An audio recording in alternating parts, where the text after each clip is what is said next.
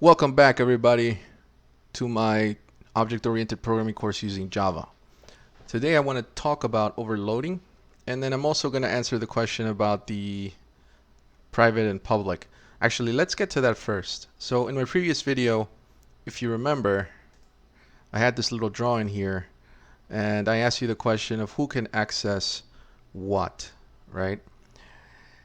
So without further ado, I'm going to talk about these things. I'm not going to give you the answer, but you can probably get the answer from what I'm going to discuss, okay?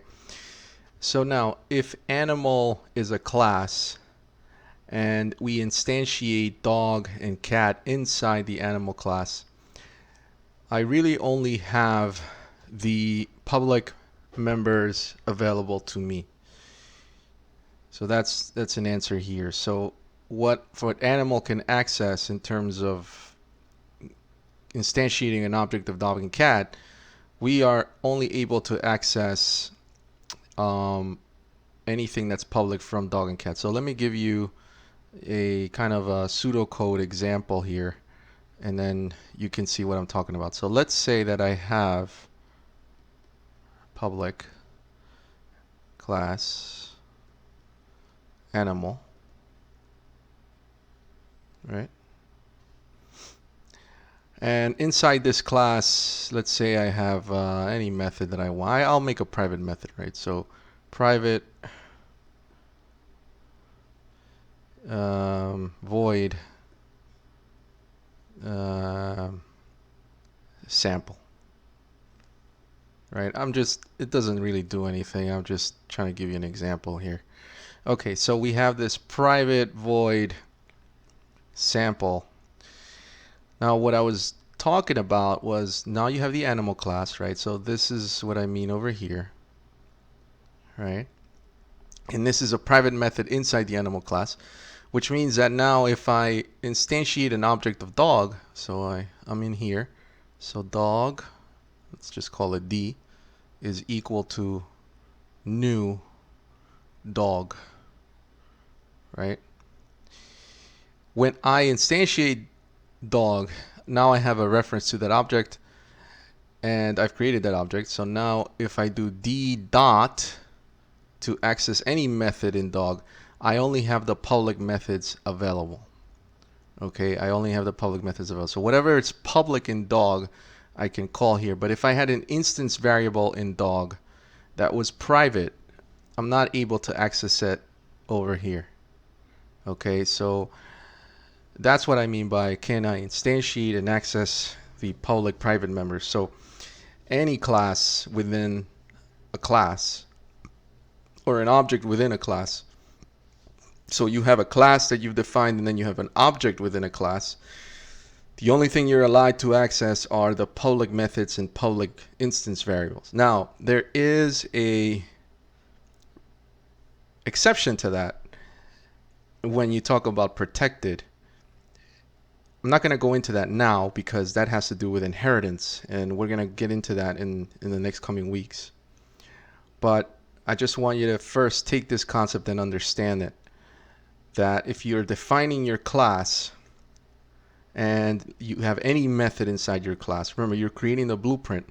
But here's the caveat now. Here's an additional wrench in your toolbox. When you define a class, you can instantiate an object inside your blueprint, which is what we're doing over here. And by instantiating that object, we now have a reference to that object, and I'm able to access any methods. Now, this simply animal itself is still considered a blueprint, right? But sometimes a blueprint may need an object of another blueprint, which is what we're doing with dog. Okay, so you can have that. That's allowed. Okay, so as we learn to break things up into objects, then you get into object-oriented programming. You no longer are developing software sequentially, but you're doing it in an object-oriented manner where you represent different parts of the software as an object. Okay, very powerful thing, especially if you're going to become a software engineer. Okay, So that was the answer. Okay, so I hope you caught on to that. Now, the next thing I want to go over is overloading. And that's a simple concept which shouldn't take me long to cover, where we're going to go back to our student class.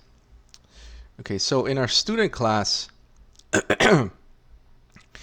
what overloading means is that you can have a method or you can have two or more methods of the same name in the same class. But there's a caveat to that. You must have different signatures for the method definition. So right now, if we look at this over here, set first name, so that's a signature. Now what I could do is I can overload this method, and I can do one without a parameter. So the method name is the same, except that now I don't have the parameter here. So by doing that, I'm defining an overloaded method two different ways, right? So one is with one parameter, and then another is without a parameter. Okay, now let's put this to the test, right? So we have now two methods with different signatures. The parameter lists are what's different here. So that's what makes the signatures different. So when I say different signatures, you basically, in terms of layman's terms, this means that same method name, just different number of parameters. Okay? Now, what I want to do is I want to make use of the student object. So let me try and do that on main here. So over here let me take this and tell you exactly what I'm doing so that you can follow along. So inside the class main, so again, I'm using the class main. You can use whatever class that you want. So as you saw, we had a class called animal, and that's entirely okay. Okay, I'm just using main because that's our entry point, and that's the one that's going to get executed. But you can pretty much have a different object name it something else, and you'd be fine. Okay. So don't think that you always have to have your class name be main. You may want to call it something else. Now in here, okay, so let's look at these lines here.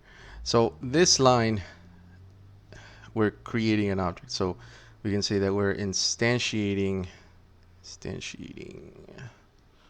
object. So what this means is that if we look back at our diagram, where just put this up a bit.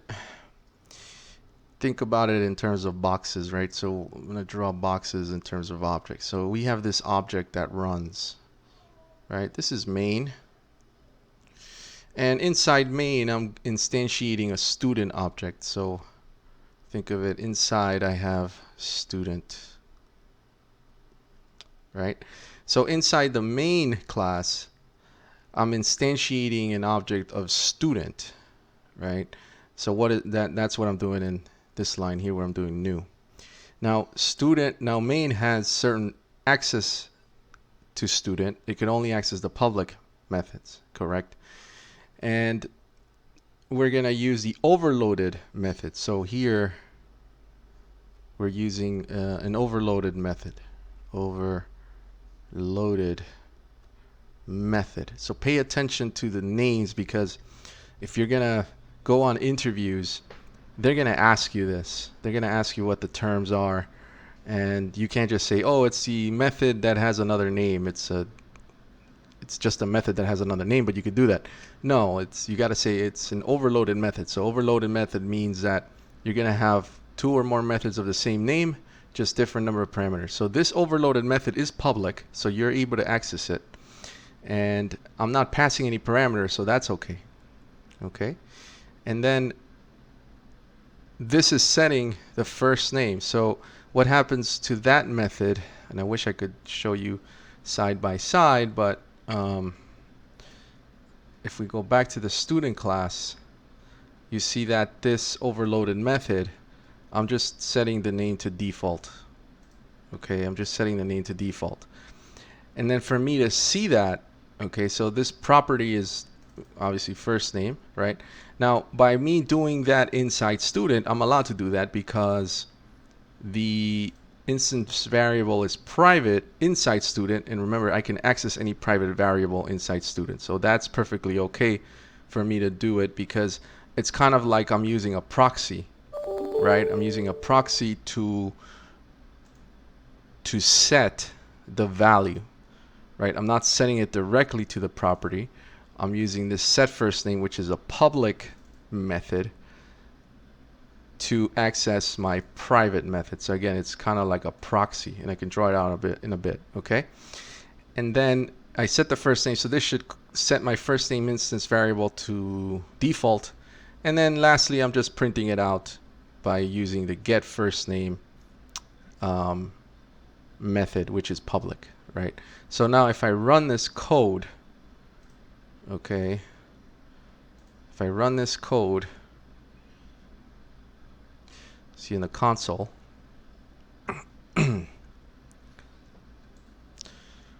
now you see that I was able to, when it printed out, it gave me the default because that's what the set first name does. Now I can also call the overloaded method Stevie, right? And then if I do the same thing after, let's try and run that. You see that here you have student name, and then after student name, and then you have Stevie. So you see that I'm able to call the set first name with the overloaded method. Okay. Now I do want to have another visual representation, and then we can call it a day. All right. So here's a cool picture that I drew for you guys. Basically, you have the main over here, right? So that's where your program starts out. You instantiate an object of student, and you wanna access first name, right? You wanna either get it or set it to a value. And I put a little arrow here, and I said, no, you can't do that because it's private. But how do you do it? Well, you got to go through an intermediary, and this is what I was talking about, proxies, right? So these are public, right? I can say that this area is public. Okay, and anything in public, anybody outside can access it. So because these methods in here belong to student, right? All of this belongs to student. These can access the instance variable first name, and that's perfectly okay. So anybody coming from outside, such as main, right, can use these methods to access the instance variables if they are not accessible, right? So if we have some instance variables that are private, then we have a way to access them through these public methods. Now, there may be times where we're not even going to be able to access them through the private methods, and through the public methods, but that's perfectly fine. I mean, there's some things that you just won't be able to access. Now, when you're designing a class, this is something to keep in mind, where you want to make sure that if you have an instance variable that you want to hold on to and keep data for, then you want to expose them some way, and you expose them by using public methods. Okay, so all instance variables should be private, and the only way to expose them to the outside world, in this case for anybody that instantiates an instance of student, should be able to access your public methods to internally proxy into your private variable. So two very important concepts that I've gone over in here. Can you guess which ones they are? I'll give you a second or two. So if you said encapsulation, you're right? So encapsulation. So what are we encapsulating? So by using the access modifiers, right? public, private. We're encapsulating data. So that's one concept that we've learned so far, and we're putting it to practice, right? We're encapsulating some methods, we're encapsulating some instance variables, and allowing them to be exposed outside.